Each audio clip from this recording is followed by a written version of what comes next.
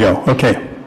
Well, I hate to interrupt all the friendly conversation. It is so nice to see everybody here in the chambers on this beautiful, beautiful Michigan day. So welcome, one and all, and to my colleagues. Nice to see you here after the Labor Day weekend. Obviously, we're a little off our regular scheduled meeting on Tuesday night rather than Monday night, as Monday was Labor Day. So I am going to officially open this City of Kalamazoo Committee of the Whole meeting for Tuesday, September 3rd, 2024. And our first order of business is roll call. Clerk Borling. Commissioner Cooney. Commissioner Decker. Present. Commissioner Hoffman. Present. Commissioner Pradle. Present. Commissioner Wilson. Present. Vice Mayor Hess. Present. Mayor Anderson. Here. Thank you, Clerk Borling. May I have a motion to excuse Commissioner Cooney from this meeting? So moved. Motion made by Vice Mayor Hess. Supported by Commissioner Decker. All in favor, please say aye. Aye. Aye. Opposed, nay. Thank you. Motion passes. Manager Ritzma, Communications. Nothing, Your Honor. Thank you, Manager Ritzma. So we have our public comment period comes up now for our Committee of the Whole, and I just want to remind people here, just before we get started on that, is that our Committee of the Whole meetings are not our business meetings. We're not going to be voting on topics. A lot of times we are focused on one or two topics, and it just so happens tonight that the topic we are be hearing about from our partners is the Consumers Energy Renewable Energy Program. So that's what we're going to be hearing about. We won't be taking any action at this meeting. If it does indeed appear on our agenda, it won't be until our next meeting 2 weeks from tonight. 1 week and 6 days from tonight. There you go. Thank you, Vice Mayor.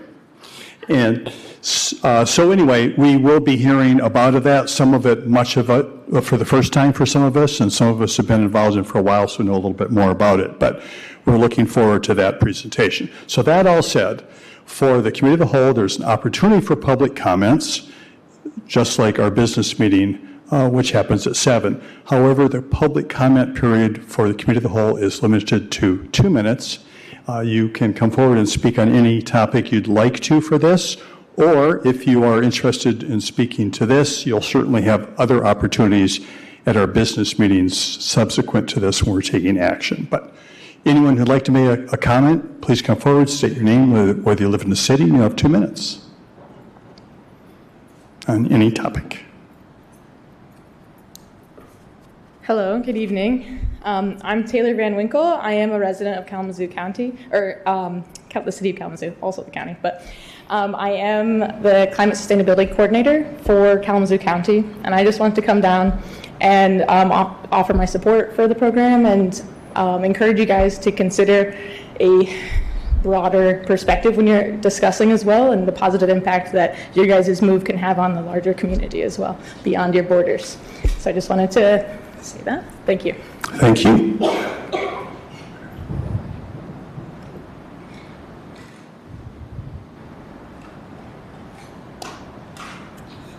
Hi, I'm Mary Ann Renz. I'm a city resident living at 2606 Apple Lane Avenue, and I'm glad that the city is considering this program. I support their work with consumers on this. I'm glad Consumers has helped me with the solar panels on my rooftop.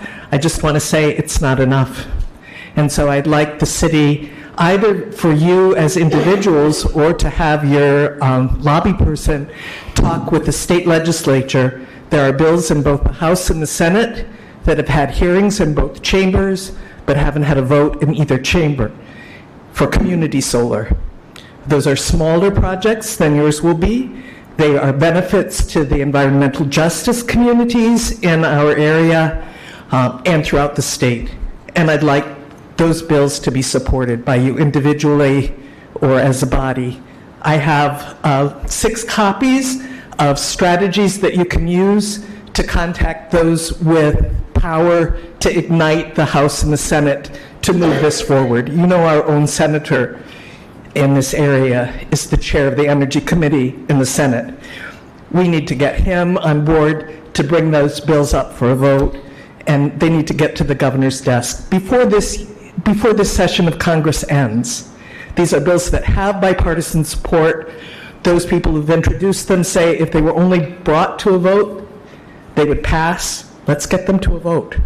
I'd like your help with that. Thank you. Thank you. Is there anyone else who would like to take advantage of the public comment period?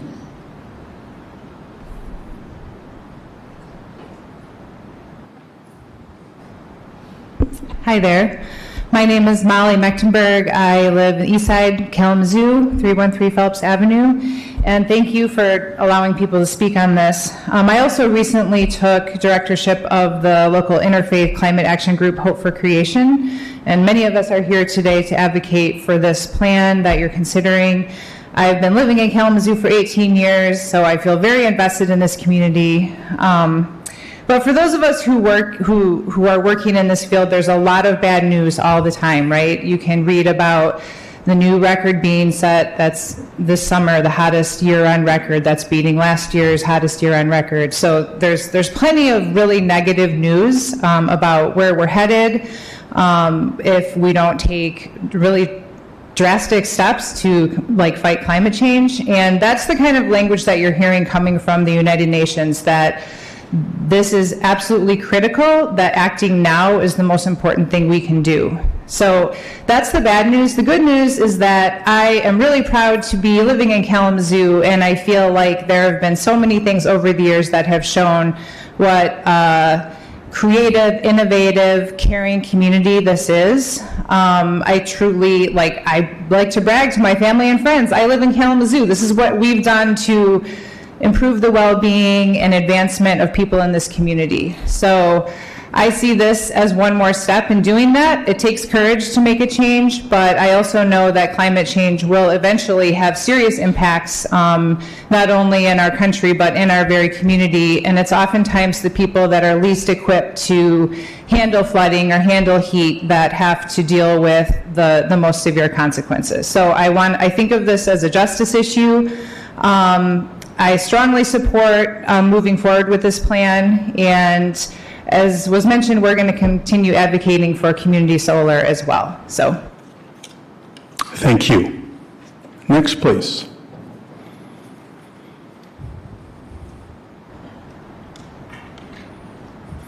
Commissioners, Mayor, my name is Ben Brown, and I live on the corner of Charles and Wallace in Kalamazoo. And because I'm terrified, I'm going to have to read what I want to share. So the city has committed to becoming carbon neutral. Because I care about my neighbors and the next generation, I thank you for making that choice. For the past couple of years, you have had a test case of using photovoltaic panels to generate electricity at a county site. If I understand correctly, your evaluation of its performance is in line with the 70% reduction in electric costs for the facilities compared to a normal scenario. And this has justified purchasing the solar field from its lease. This area has accomplished two things. One, you've reduced our CO2 impact as a city. And secondly, as importantly, you're reducing the total money we will have spent for electricity and infrastructure over the productive life of that facility. And with electric rates dropping, not being the norm, the savings will only increase over time. Because of your current solar field success, you are considering expanding solar electric generation to more of the city facilities. Consumers was your partner with the solar field we now own. They have thus far been honorable. I believe the commissioners will do due diligence in specific regards to powering the city and government buildings. I strongly encourage the commissioners to support the plan to increase solar generation. With personal experience with renewable and sustainable technologies, I know there can be a higher upfront cost, but a greater overall savings to us all. So, thank you. Thank you. Is there anyone else who would like to speak? Yes.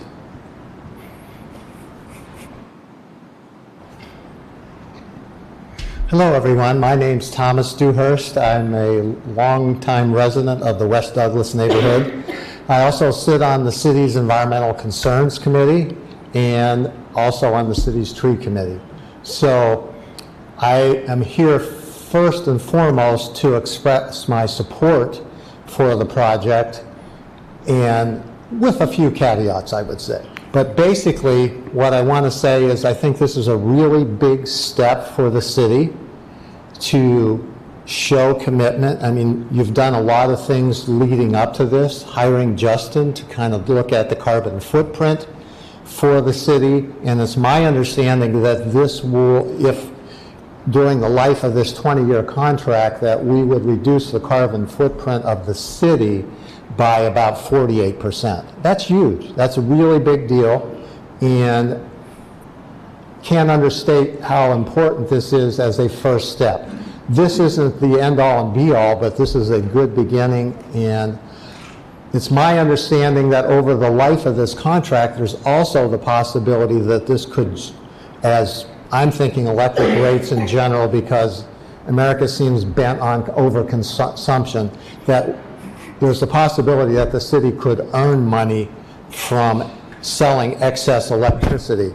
And I'm here also to plant a seed, kind of as part of the Environmental Concerns Committee, that if there's any way some of your savings could be directed to a revolving green fund so that you could help address some of the other environmental concerns that the city had. Maybe there's a room for rooftop solar. Maybe there's room to have more electric, a bigger electric fleet, excuse me.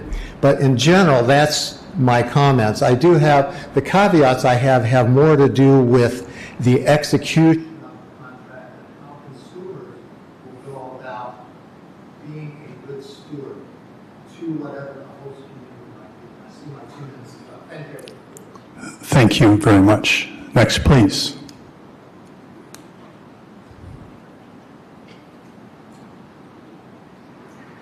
And thank you for giving us a chance to speak. My name is Joan Hawkshurst. I work about 3 blocks farther down on South Street at the downtown KRISA Career Connect campus, and I just wanted to bring gratitude to all of you for considering this, and perhaps from the generations that we work with, K-12, who are asking us all the time, what are you doing about our futures, and how can we be engaged in careers that will lend themselves to a more sustainable future? So this is a great step forward. This is something that will increase our city's opportunity to be distinctive and to show the next generations that we really are committing to what they need for a future that will be brighter for them. So I just wanted to thank you and appreciate the opportunity to speak. Thank you.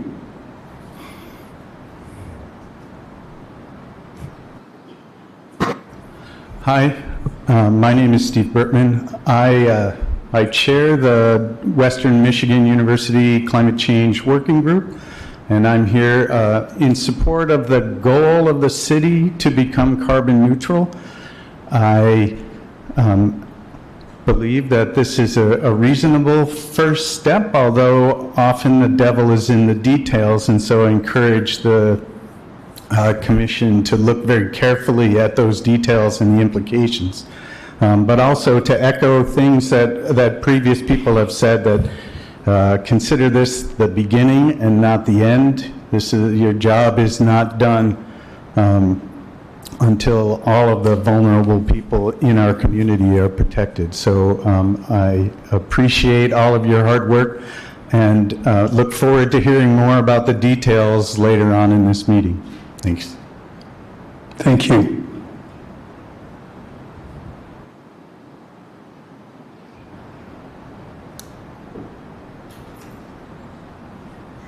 Good afternoon.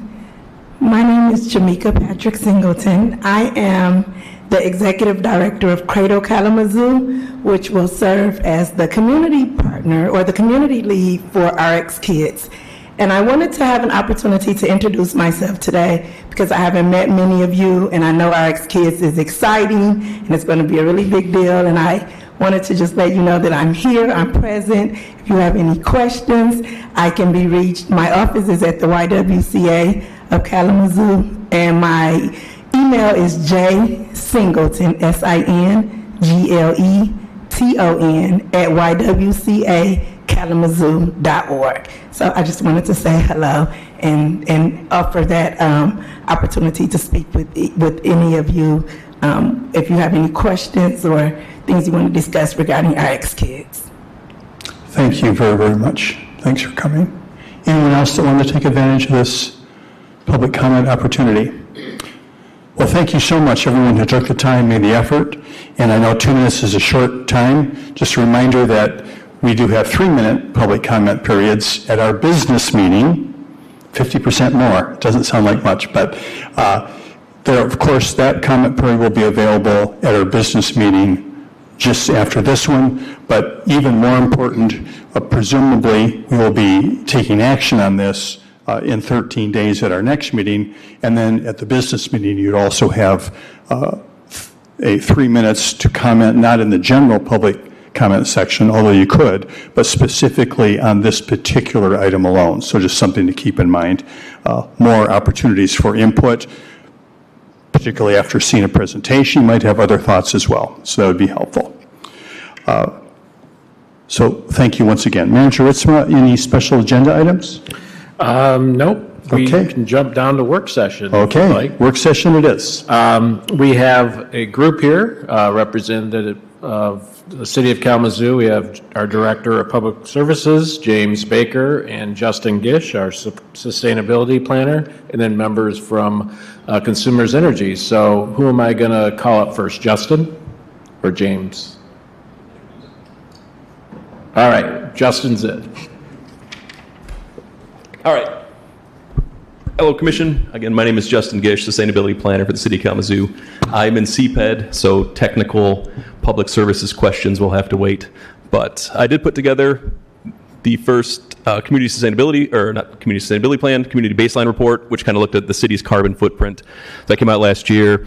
We're looking at 50,053 metric tons of CO2e. And if we're going to hit our goal of net zero by 2025, we have to do something about our electricity use. As you all know, the sustainability plan was adopted by you all in June of 2022, and it proposes a framework for continuous improvement and strategic implementation. The plan calls for tracking and reducing our carbon footprint. That's the total carbon footprint released in the air by both reducing and offsetting emissions to achieve net zero carbon. And I don't think anyone really knew, Director Baker probably had an idea of what our carbon footprint looks like. You might think it kind of looks like the national average, where it's like 30% transportation. For the City of Kalamazoo municipal operations, it's almost all electricity use. About 49% of all of our emissions are related to electricity use. Most of that's wastewater. All right, so part of one of our goals here, affordable, efficient city, invest in renewable energy such as solar and wind, optimize building and facility use, and we're going to use biodiesel in place of regular diesel fuel. So those are steps that we've made and steps that we're working towards. Again, here you can see some of our emissions here. So essentially half of our emissions is water and wastewater. And then 45% is just related to electricity use. That's keeping the lights on here. That's making sure the pump houses and lift stations are working, making sure offices or all the computers that we have are going. So how do we tackle that? Initially, when I began in this position, that's the end of the slides, and I'll just start talking now. When I began this position, I looked at the Crosstown Parkway building. It's a giant flat roof. It's 50,500 square feet, and I think if we're going to put solar panels on any roof, that's the roof that we're going to put solar panels on. Looking at that building, it uses, so in 2022, it used 2.5 million kilowatt hours of electricity. And if we were to cover that building in solar panels, just the top there, we'd get a return of 344,000 kilowatt hours. So that's about 14% of that building's energy use. So rooftop solar there didn't seem like it was a solution. So working with Director Baker and consumers, we came up with this plan here where we would kind of outsource our solar production to consumers. They would build a solar field, we would purchase solar energy and get RECs back. RECs are renewable energy certificates. It's a tradable kind of commodity. It's standard practice generally for businesses. But as a city, we would get those RECs. And then when I do this report next year, I would create, or not next year, 2028, when this program kicks off, I would be able to use those RECs to counterbalance our energy use because we proved through those RECs that we purchased solar energy. It would essentially have our emissions based on the 2022 numbers and get us maybe 15 years ahead of our net zero goals if our goal is to reduce by 2,000 metric tons every year over the next 25 years. I tend to work better with questions, and I'm sure there's lots of questions. So I'll open it up now briefly before I turn it over to Director Baker. Thank you, Justin. Questions at this point, Commissioners? Now, let's keep this in mind. There's a lot of information to come, which will be contained in these presentations. I mean, Director Baker, a lot of detail. Consumers Energy representatives who are here will have a presentation as well. So do you have questions that you are assuming will not be answered by our coming? Okay. I'm happy to come back up too, so I'll be sitting here. But my area here is just greenhouse gases generally, energy use for the city, finances will come later, spaces will come later. So, all right. Okay. Well, if you don't mind, bear with us. Let's kick this off and learn about the program here firsthand. Welcome, Director Baker. Yes, and thank you. Again, our format tonight includes many speakers, myself, Justin Gish. We've got Ryan from Consumers and some other folks from Consumers. So we're going to just kind of keep coming at you with this. As Justin stated, as we look at our municipal operations, that's operations that are specific to the city of Kalamazoo. We're really looking at how much energy do we use from electricity sources at our metered site. So the electricity has to go through a meter for us to count it. So we're looking at 43.2 million kilowatt hours annually. And a kilowatt hour is 1,000 watts for 1 hour. So this is 43 million, 1,000 watts times hours. I'll tell you, it's a lot. You're going to hear a lot of numbers. We're going to try to simplify that and not get bogged down with the numbers, but we kind of have to talk about some numbers and put things in context. So 43.2 million kilowatts annually. What does that look like for a solar field? We talked about rooftop solar. Can we have our own solar garden? Is there some place over at Stockbridge where we can put some solar panels to achieve this need? And as we looked at that, as we investigated that, we really don't see that as feasible. The 43.2 million kilowatt annually, that would be at least 200 acres. 200 acres in the city is very hard to come by. If you can visualize with us for a second, look at like the Allied site, the Allied landfill site that goes from Alcott all the way down to Cork, from Burdick and all the way over to Portage Creek. That site's got about 28 acres of usable property. The Cork Street landfill, which goes from Cork Street to Davis Creek, then all the way south to I-94. You see it as you drive east and west on I-94. That site's about 60 acres. And so you can see how big those sites are and understand that we would need 200 acres. Also understand that utility scale solar generation, for the purpose that we would use it, is really only feasible at about 1,000 acres or more. And when we go back to that example, the 200 acres, there's a lot of fine print in here that assumes a lot of things. End of the story is that the 200 acres is, mathematically correct, but it doesn't really make real world sense.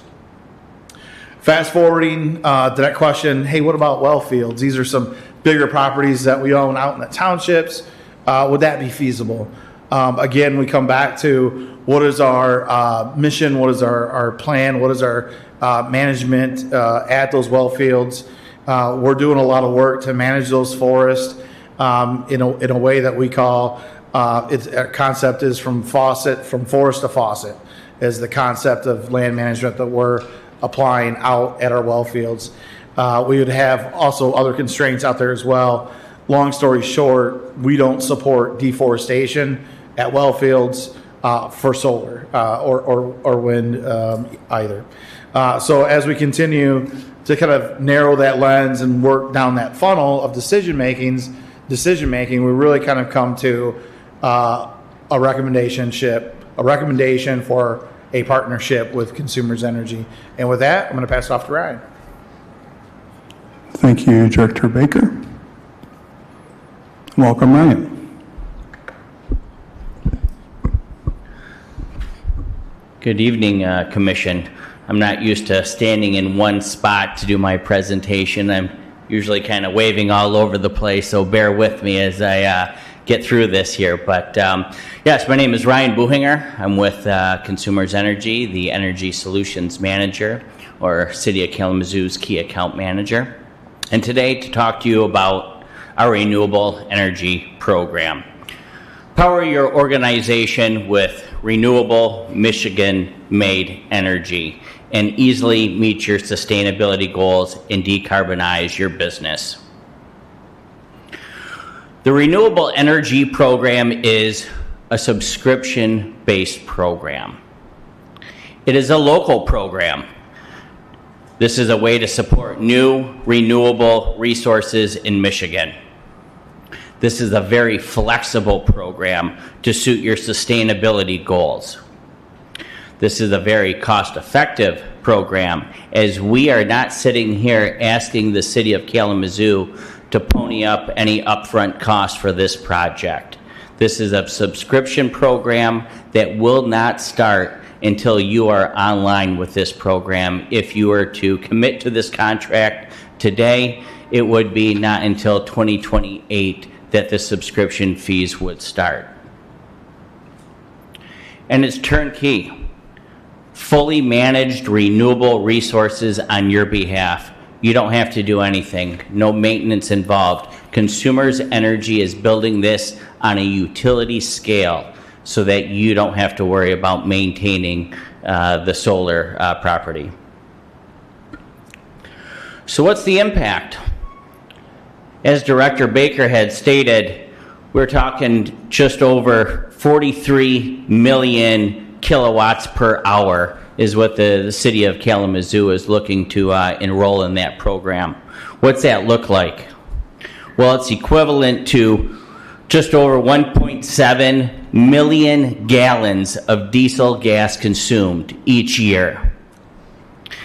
Greenhouse gas emissions avoided by 894 garbage trucks of waste recycled instead of landfilled.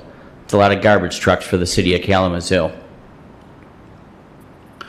What are some of the advantages to your organization and to the environment? Well, you can meet your customer and investor sustainability expectations, easily meet leadership's carbon reduction goals, improve brand reputation, contribute to the local community, get ahead of regulatory requirements, decrease cost of capital, and honestly, protect the planet. In 2022, enrolled businesses have achieved over 170,000 metric tons of CO2 offset by participating in our Consumers Energy program. They've saved $5 million in reduced energy bills. How's the program work? It is quite simple. Step one, sign the contract, enroll in our program. I always laugh, but it is that simple. Step one. Step two, new solar or wind projects are competitively bid and fixed subscription fees are determined.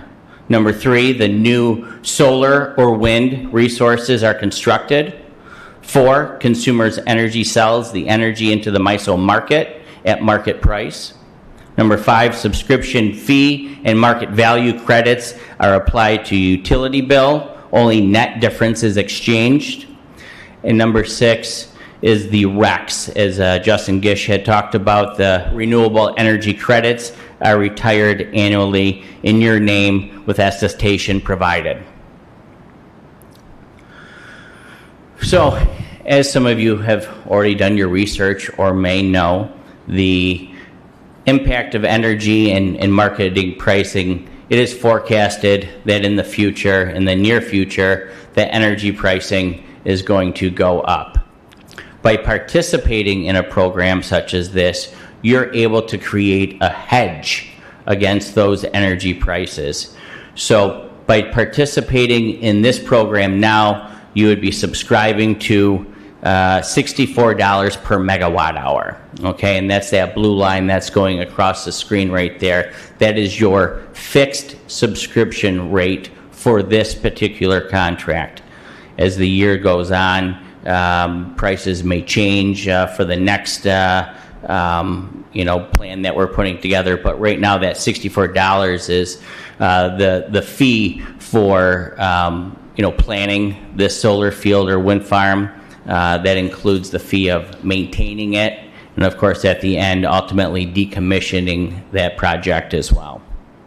So, with the green line going up, that is where this is an opportunity for a hedge against future energy prices. As that goes up, if the fixed subscription fee is less than the market value of renewable energy generated, you receive energy bill credits. And it is forecasted for the next 20 years that is going to go up and up and up.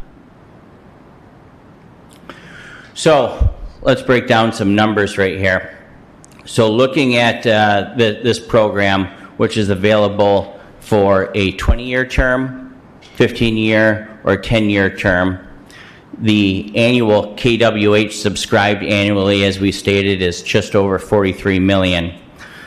With that and the subscription payments and present value over the 20 years is just over 29 million. The estimated energy and capacity credits present value are looking at just over 35 million, which will create a savings for 20 years for the city of Kalamazoo of just over $6.3 million. Now, again, this is a forecasted amount. Those numbers are not guaranteed, but can change and go up and down.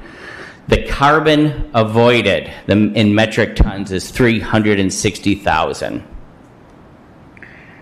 So this next document here will kind of show you a year-by-year breakdown of what is forecasted by Argus and IHS. And in year one of participating in this program, you're looking at a annual net savings in year one of $12,000 for this program. And as the years go on and that energy line continues to go up in prices, those numbers of your savings continues to grow as well. Again, looking at the bottom or the circled length, you have your different numbers, the 20-year, the 15-year, and the 10-year. And of course, to the right of that, your term net savings of 6.3 million for the 20-year, 4.2 for a 15, and 2.3 for a 10-year. How's this look on the bill? People always ask, is it going to look different? Does it change things? Every bill that is associated with the city, it will show up at the bottom of the bill. So there's no change to the regular rates that the city are using. All of that stays the same. It just shows on the bottom of the bill the energy subscription for each account that is enrolled with this program. And then below that is your energy credit and capacity credit. As I stated, that forecasted amount will offset your subscription and offer you savings and an ROI. The benefits of this renewable energy program outweigh the risks. This is a Michigan-based solar and wind energy production. It complements energy efficiency and on-site solar solutions. There's no electrical infrastructure upgrades required by the city of Kalamazoo. No project managed or maintenance required. There is zero upfront capital investment for our program, and this also functions as a hedge against future energy prices. What are the risks? Some people like having the solar panels on site. We are building this on a utility scale. There will be no solar panels on site. And the other risk is the market price risk. Just like your 401k that can go up and down, these energy prices can go up and down as well. but again, forecasted by other intelligence, the Argus and the IHS, it is forecasted that over the next 20 years, you will have a savings, you will have an IRR on this program. The enrollment for this program at Consumers Energy is ending soon. We contract, different companies throughout the year, and this program is continuously filling up. Over the last 3 years, this program has filled to capacity, and we're hoping that the city of Kalamazoo participates in this program as well. Thank you.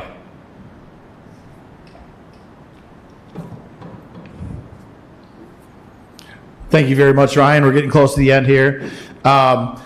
Just a few more slides. I wanted to go into some specifics in regard to risk. When we talked about one of those risk plates on the scale there, we talk about market price risk. And just like with anything, I can't tell you what the future price of oil is going to be, and I can't guarantee you what the future price of renewable energy is going to be.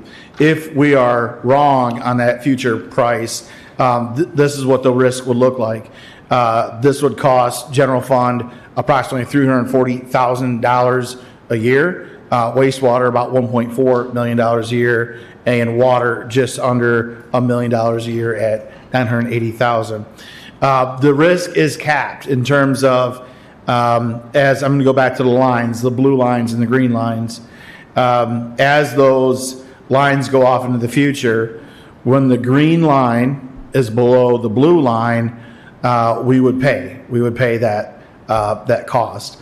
When the green line is above the blue line, we would get credits back. So depending on where that market performs, and this is a month-to-month basis. The prices that I give you here are total annualized amounts. In terms of risk, it could never be greater than these amounts shown, and there is always that benefit into the future that these aren't cost, that they're either zero or they're savings, which we would actually reduce our energy bills at that point.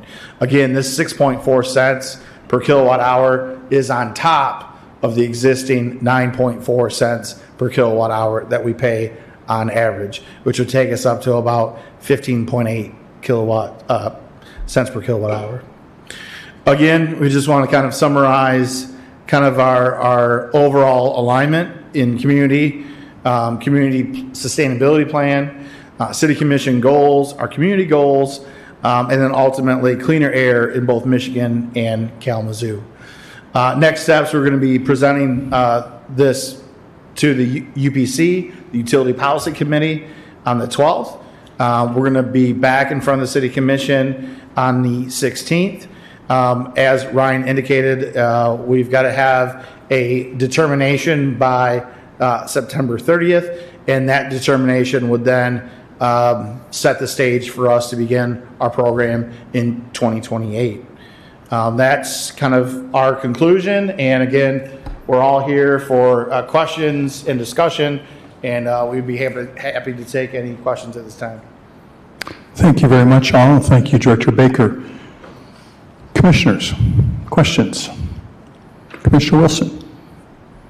Thank you, Director Baker. Real quick, I had a question. I know that in general, lithium battery storage can be an inhibitor to,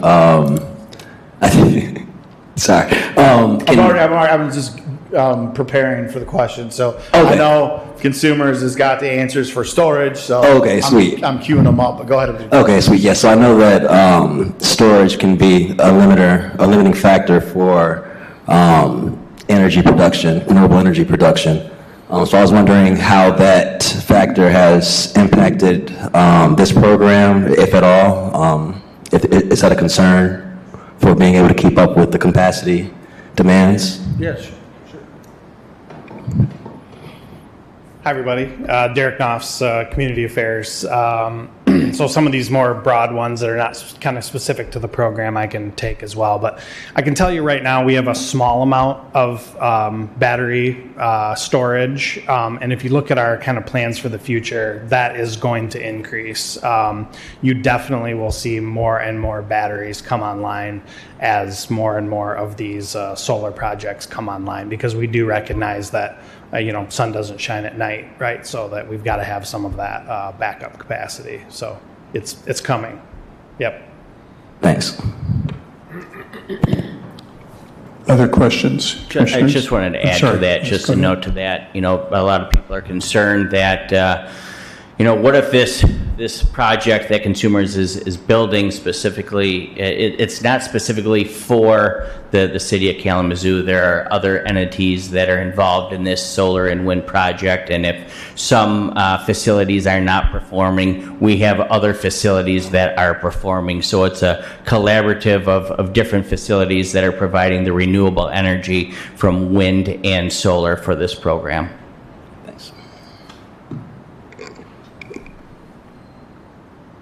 Commissioner Decker.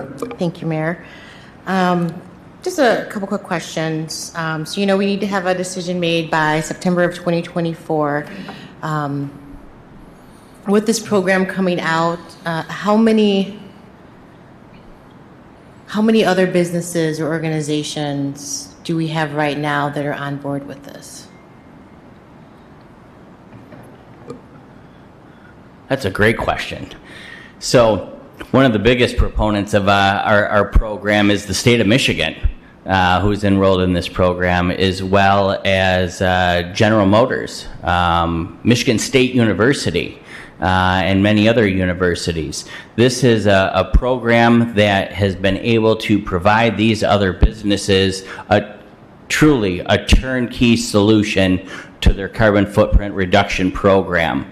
And from what I know so far, they're very happy about it.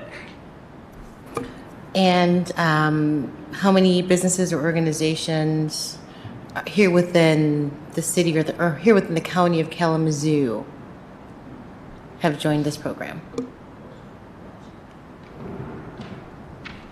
Hi, I'm Carolee McKinstry-Masker with Consumers Energy. Currently, at this time, we don't have any that have not signed an NDA that we can give you that information. Oh, I don't need to know the names. Do you have one? Do you have two? Do you have 10? I'm looking for the number, not the names. I don't know for sure. The total number of customers that are enrolled in the program through the course of the program, you're looking at about 50. In the state, it's only been in existence for 2 years. It sold out, both of those 2 years. As far as actually in the city of Kalamazoo, I don't know that for sure. Or in the county. Yeah, I'm so sorry I don't have that information. Yep. Thank you for that.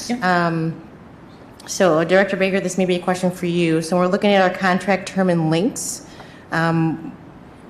What term length is our city team anticipating requesting? At this point, we will be proposing a 100% usage or a subscription at a 20-year term. So it's the entire 43 million kilowatt hours annually at a 20-year term. And if by chance the 20-year term is not approved, say if we decided to go for 10 or 15 years, how does Consumers handle that when we want to extend that? Yeah, so, when we bring the contract before the City Commission, I'm just going to go to some other slides here to show some other things. The contract's really simple. I believe it's like a 2-page contract. We just fill in the blanks of the subscription amount. So that's a kilowatt hours that we fill that in. For us to get to that 43 million number, we've got over 200 individual accounts that we're looking at, that we're putting together to create that number. And then in terms of the term, whether that's 10, 15, or 20 year, that's just a fill in the blank. So if during the night of the 16th and the commission were to recommend a different number besides the 20-year term, we would just fill that in, when the contract's executed based on the city commission's wishes at the time. So we're very flexible to that. Okay, thank you. I would be really interested to know when it comes back to the commission, how many organizations or businesses within the county of Kalamazoo have enrolled in this program. Again, I don't need names. I'm just wondering, are we the first? So I will say, and I'll let consumers correct me if I'm wrong, but I believe this program is really aimed at large account holders in terms of 43 million kilowatts of usage annually. I don't think anybody could come close to us in terms of businesses in City of Kalamazoo. So I think we're a target audience, so to speak. We are really looking at city of, the title city of, and I believe we may be, if successful, the first city of to enroll in such a program. So that's something that would be extremely exciting for Kalamazoo. And I'll just pass that over to consumers real quick for some fact checking. Thank you. Yeah, another great question. So I again, put on the spot, I do know that within the county of Kalamazoo, there are other customers. Again, I can't name any names, but I can tell you this. The state of Michigan, of course, is a huge proponent of this program and enrolled in this program. The city of Kalamazoo would be the first city of in the Consumers Energy Network to be participating in this program, and the opportunity to create a huge statement. I know that in the DTE area in the state of Michigan, there are other city ofs, but this would be the first city of with the city of Kalamazoo, or with the Consumers Network. Thank you, and I would definitely like, again, to have the number of organizations within the Kalamazoo County the next time it comes back to commission. Thank you. Commissioner Pradel. Sure. Thank you so much for the presentation, and appreciate your time and sharing these details with us. One thing I just wanted to mention as well is when we're talking about the largest user of this energy consumption is water and wastewater.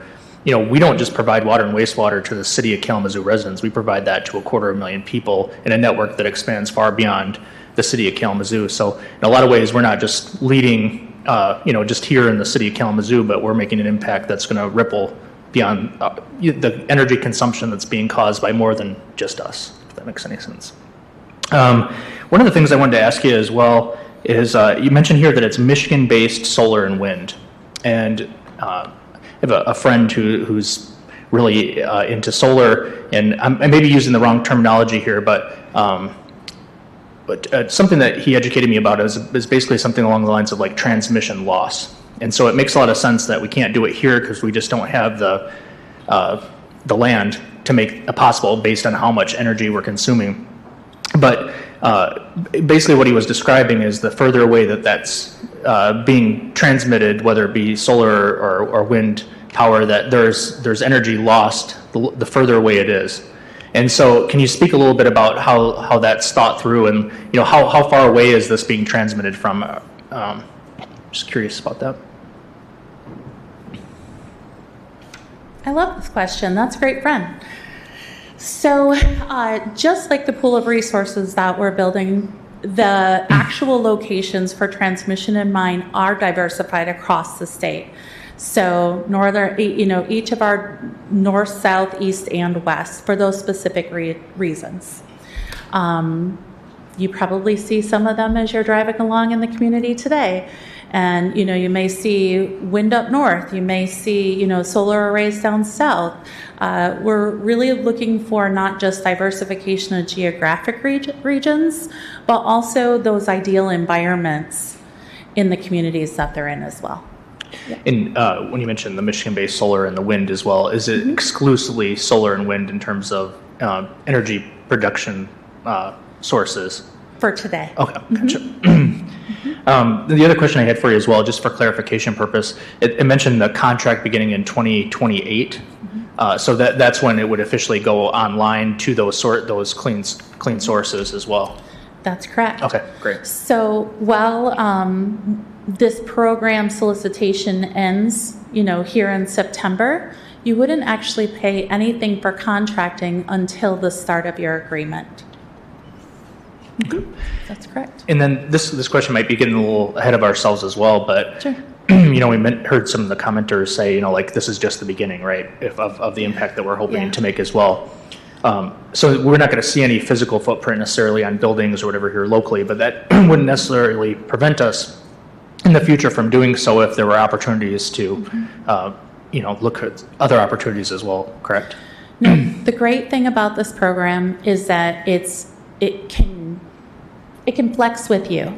So it's a subscription program for a percentage of those, what did he say, 200 accounts that you would be signing up for. So if today you are at, just for easy math, say 100 megawatt hours, you sign up at 100% subscription for a 20-year term, and your total actualized contractual usage is 200 megawatt hours. But then, you have all this energy waste reduction projects and, you have solar gardens and different things in your community that now you're only using 150 megawatt hours. You're just going to be at 100% of that 150. Mm-hmm. Yeah.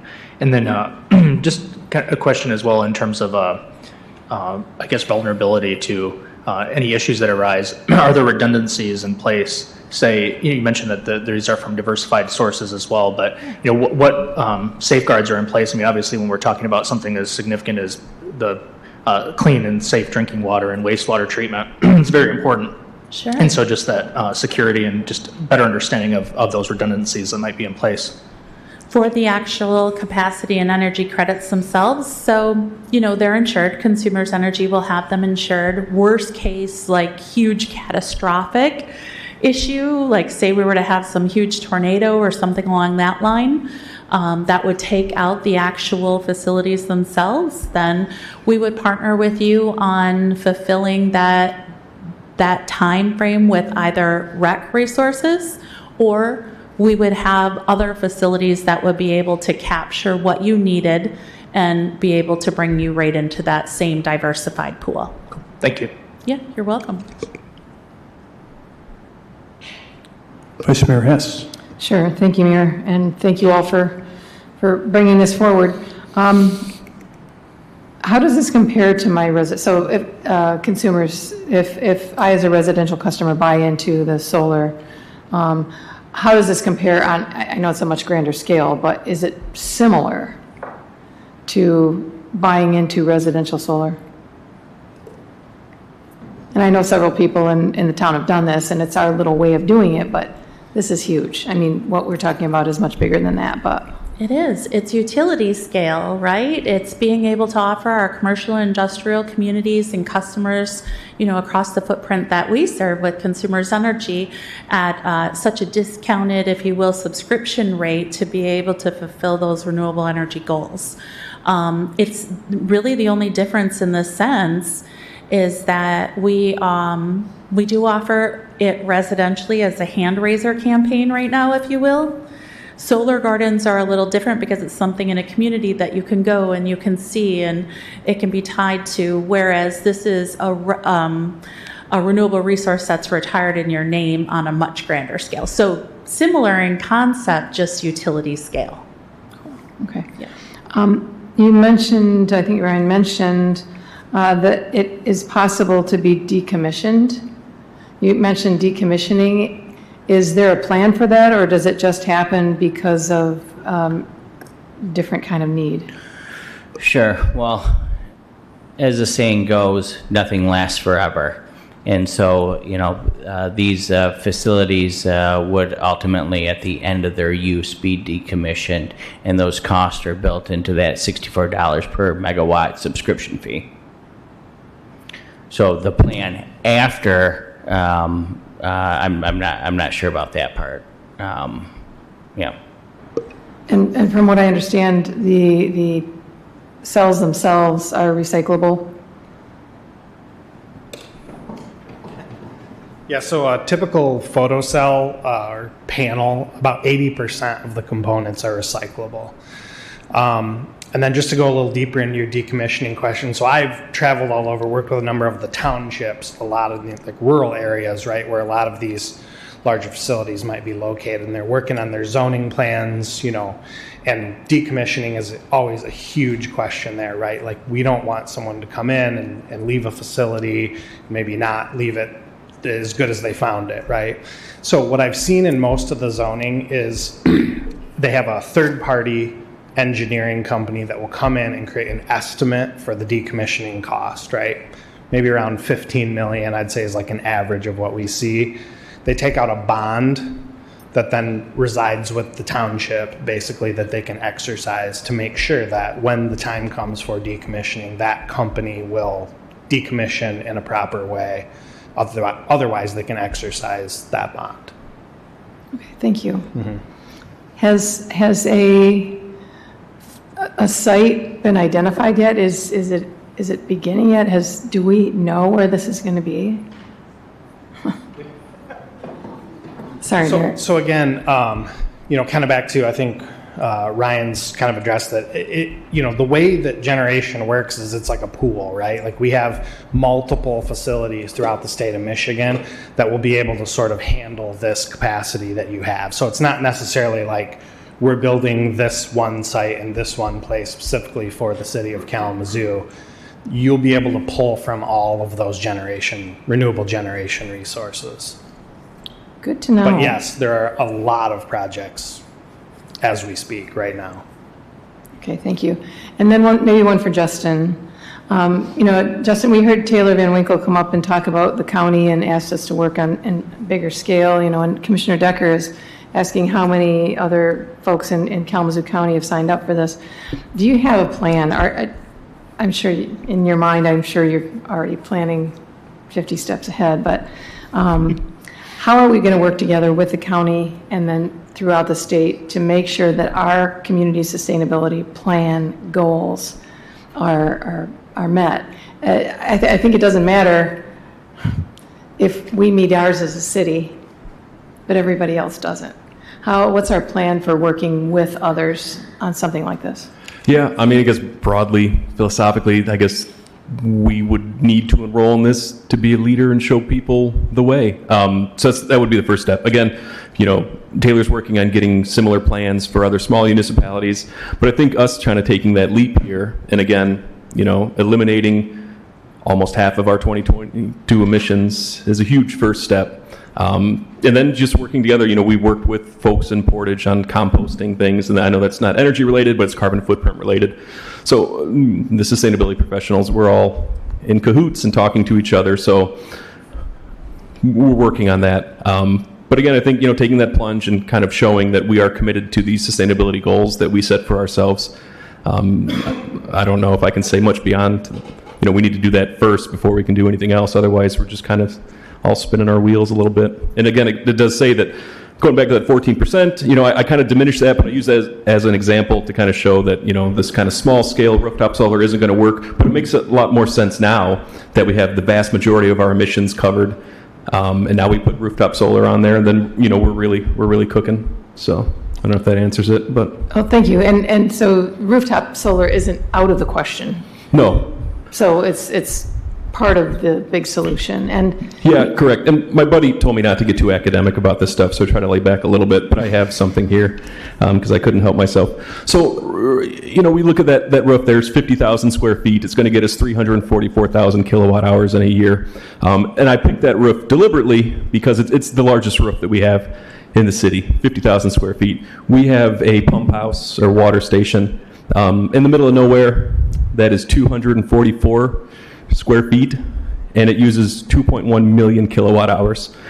The math just doesn't really add up on a lot of this stuff. So we need consumers to do it, or a utility type scale to do it, and then we can kind of work backwards and put solar panels on other roofs. But it's just not going to work to put one solar panel on every roof and think that the city is going to hit its net carbon goals. I appreciate that, and appreciate how you're working with the plan. And ever since we declared the climate emergency, you've been the go-to guy to kind of get us going in this direction. So appreciate you bringing this to us, and hope that we can look forward to that. Thank you. Thanks. Thank you, Vice Mayor Hess. Commissioner Huffman. Thank you, Mayor. I have a question for the Consumers Energy team. So I have family that works for your organization, and I understand that you all are going through a transition as far as closing some of the plants or whatever is happening. How will that affect this project and that what's happening around the state? Are you concerned about how, with moving to what we are doing now, wind and solar, about roaming, blackouts, things like that? How will that be addressed?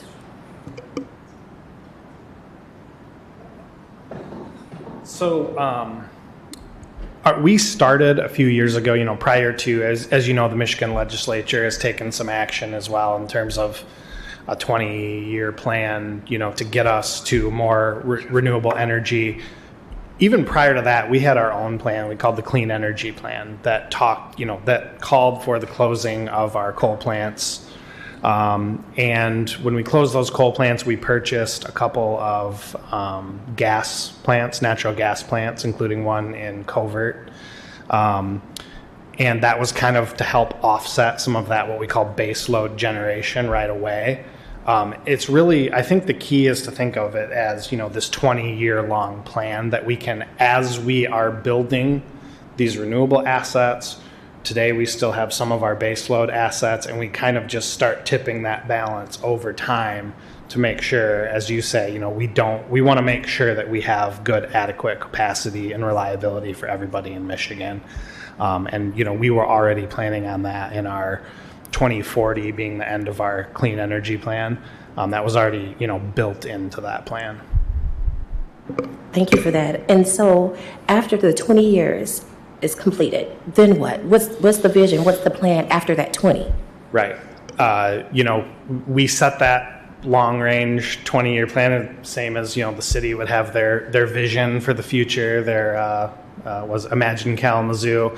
As we kind of get to the end of that 20-year plan, right, we start on the next plan. And there's new technologies too. 20 years ago, we weren't having the same conversation about batteries that we are today. So, 20 years from now, as we start to get to the tail end of that plan, I would assume that we'll be having conversations about what are the new technologies, what types of generation look like for the next 20 years.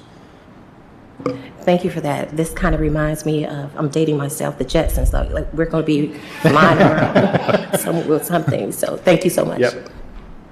Thank you, Commissioner Huffman. Question, Manager Ritzma.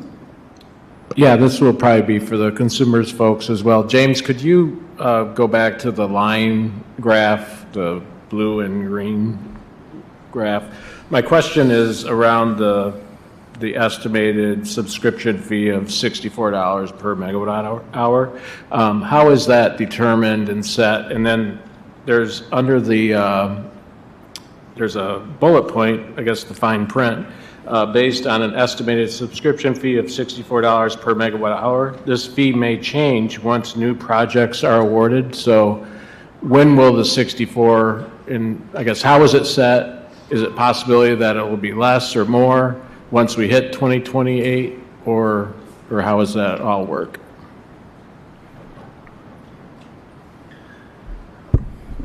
Yeah, so the $64 per megawatt hour again includes the building the project, maintaining the project, and again at the end decommissioning the project.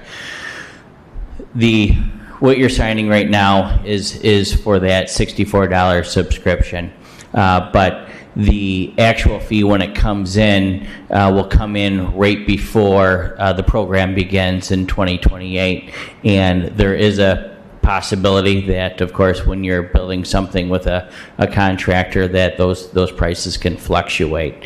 And so if the price has a variance of 10% outside of that 10% range on that $64 per megawatt, the city would have the option to terminate or cancel their contract. that fully answer your question? Yeah. Okay. Yeah, Commissioner. Thank you, Mayor. Thank you, City Manager Ritzma, because that was one of my other questions that I had, so I appreciate that. So I'm going to go back to talking about the terms, 10, 15, 20 years. What we're seeing is kind of based on the 20-year term, correct? So if we say choose 15 years, does that $64 charge increase? Or is it just a flat rate no matter what year we choose? That's still the flat rate. That 6.4 cents is still, that's the current rate to get into the program. When we look at whether we go for 20 years, 15 years, or 10 years, we would have what we call different present value results from that. And so the screen up here shows, based on a growth perspective, the net savings would be lower with a shorter term. And that's similar to most investments. Like if, for example, you in a 401k, if you invested for 20 years, we would project that you would get more dollars back. If you only invested in your 401k for 10 years, your savings would be less. That's slide 18 if you're looking through your... Yep, 18 and 19, yes, I look at that. Because again, I was kind of looking at the difference between the subscription cost and, from your 10 to 15, that's just about a $6 million difference. And then from your, with 5 years, $6 million difference. And then from 15 to 20, it's about a $4 million difference. Correct. The subscription cost is the same. It's just a difference of market performance and time value of money. So we got some more comments here from consumers out. I was going to come up and support you here. When you're looking at the 10, 15, 20, one of the things that you'll want to consider when you're making a decision is that 64, it's a really attractive number if you do your homework on the utility scale for a program like this. We're often state of Michigan, General Motors, obviously those are big players in our community here in Michigan. You're locked in at that subscription price. So if you decide to do the 10, you go through your 10 years, and then you decide you want to do another 10 to fulfill the 20, you just aren't guaranteed that 64. So that's really where the term length comes in. Obviously, you'll have those exponential savings because of that term length, but it's really going to be the commitment to that price or that subscription rate. Yeah. Thank you. And yes, I definitely understand that. And the gentleman said, within 10, 15 years, there could be new technology out to where it could be cheaper. 100% agree with that. More. So we're really kind of weighing that. This is, for me, when I think about some of the things, this is a great way for us to really start to bring online and do more within our asset management here within the city and the things that we have. And I know we have there's an individual that was from Western Michigan that was here that came up and spoke also. And I know there was a great team also at Western. Brian Montgomery, he is the director, I think, in the College of Engineering and Applied Sciences.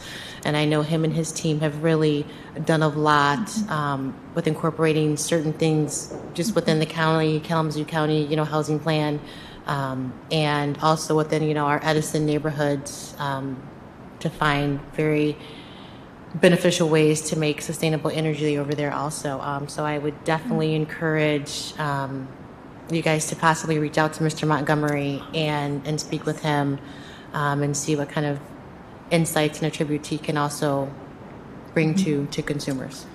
Yeah, no, for sure. And I know I did hear someone here from Western Michigan University. My son's actually a student there, so plays on the baseball team. So go Broncos. But I agree. The more that we can partner with your leaders and the community in Western Michigan University, the better it is for all of us here in the great state of Michigan. And so I appreciate that. And I love that you guys have that in your community because we don't see that always everywhere that we go. So thank you. And just one more thing, too, is I'm thinking of other organizations that are here within the city and the county that can also help. Kalamazoo Public Schools, they have I'm pretty sure their electric bill is very, very high. And I know there are some students, especially within Kalamazoo Central, that work with Miss Mary Ann Renz, who also came up here and spoke today, regarding the climate and the sustainability. So I definitely encourage you and your team to reach out to the Kalamazoo Public Schools and see, that could be the second if we're the first.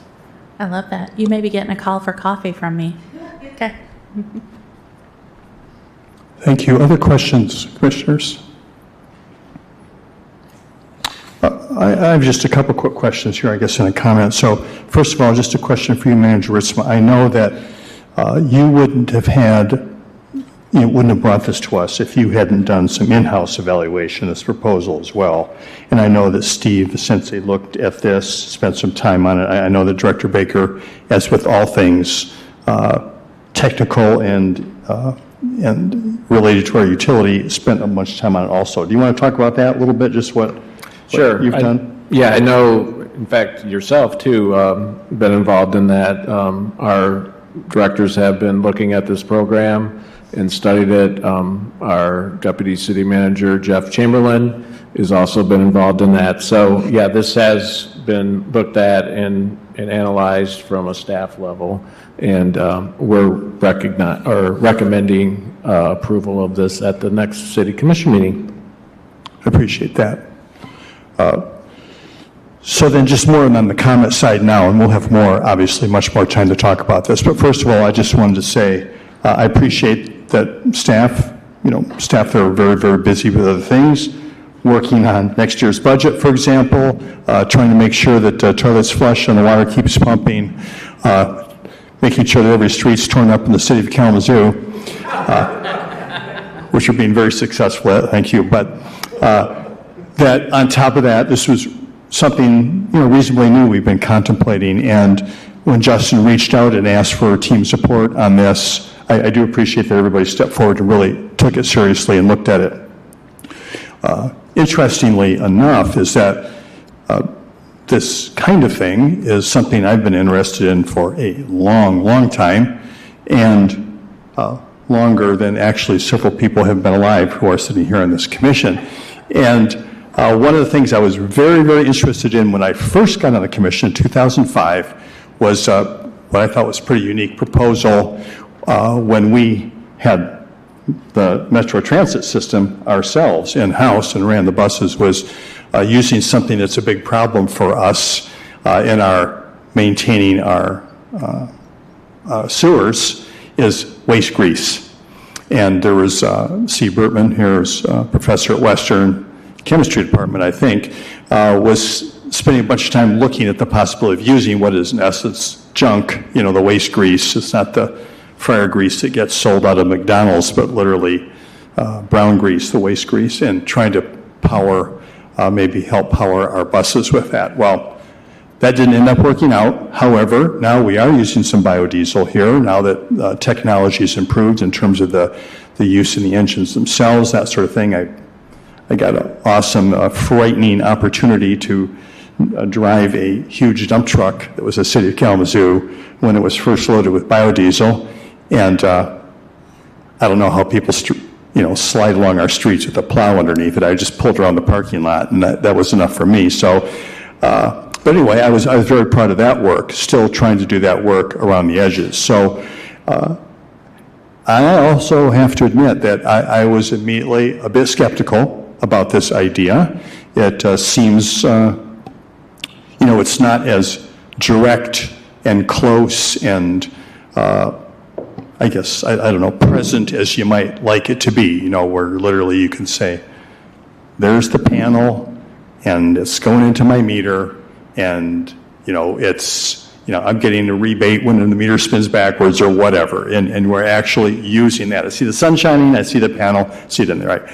I am obviously, as probably most people are, very attracted to that immediate, hands-on kind of approach. And so I was a bit skeptical about this. And thank you, consumers. Spent a bunch of time going over this, spent a bunch of time reviewing it, and obviously at the end of the day, we are going to have to do utility scale or all these basically goals we're setting for ourselves are just nothing other than, happy talk in the moment, while we secretly are aware that we're never even going to get to it by these dates we set for ourselves. So I do appreciate, our utility being involved in this and appreciate this opportunity for us. And I still am not going to give up on those closer, more practical things. Well, I don't know, I should say more practical, but at least immediately evident kinds of things that we'd be doing right here in town, kind of things that you have referenced. And I know there was just some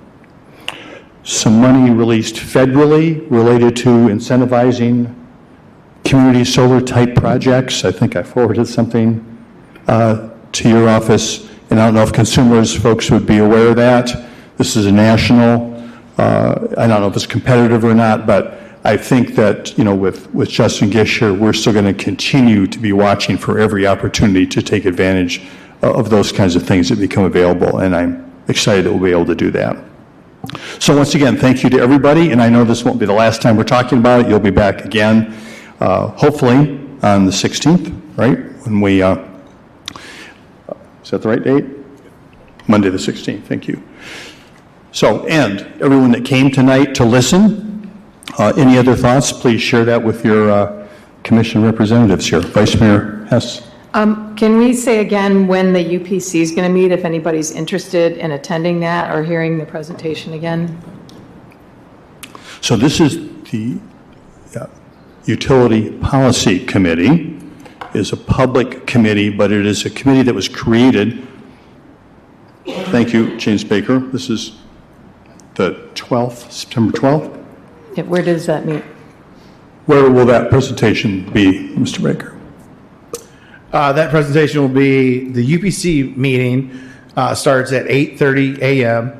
at the Ashmo Township Hall. That meeting is also available to watch remotely via Zoom platform, and information concerning accessibility, leaving public comments, and attending UPC meetings is available on our City Kalamazoo website under Boards and Commissions. So if you go to citykalamazoo.org, Boards and Commissions, you can select UPC from one of our many boards and commissions and get all the accessibility information so that you could watch from home or come on down to Ashmo Township if you so please. Thank you. Thank you, Director Baker. The Utility Policy Committee is an advisory committee that was formed out of a long period of negotiation relative to what you mentioned, Commissioner Pradel, that our utility serves many more people than just those in the City of Kalamazoo. So that policy committee represents City of Kalamazoo and adjacent townships, other customers, and obviously we are, that service that we provide is a big user of energy. So there were some questions that was already presented to previous policy committee, and we'll come back with more answers for some of the questions that came up. So it's another opportunity to hear what other people might be asking and to hear the answers to those questions. So just a reminder, we do have a business meeting that starts at 7, and at this point, does any commissioner want to make a comment for this meeting? All right, thank you so much. Then we are adjourned, and if you stick around, we'll see you after a bit.